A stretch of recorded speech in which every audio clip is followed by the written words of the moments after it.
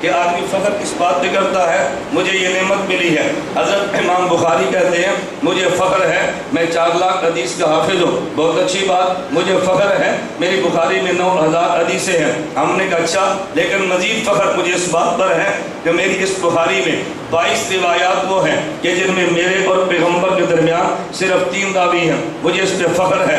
امام بخاری فخر کرتے ہیں کس بات پہ؟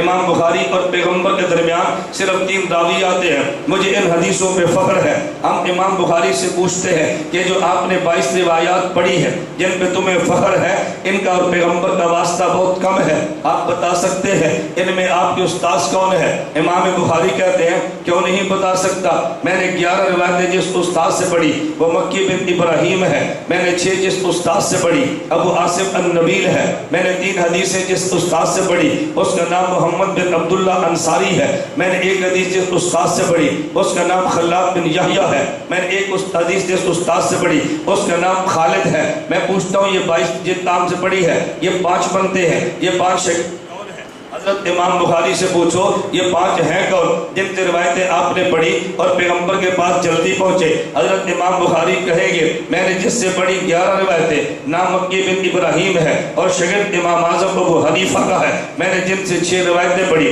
نام ابو عاصم النبیل ہے، شاگرد امام اعظم ابو حنیفہ کا ہے، میں نے جن سے 3 روایتیں پڑھی محمد بن عبداللہ انصاری ہے، شاگرد امام اعظم ابو حنیفہ کا ہے۔ جن 22 پہ بخاری کو فخر ہے ان میں 20 کے استاد امام حنیفہ کے شاگرد۔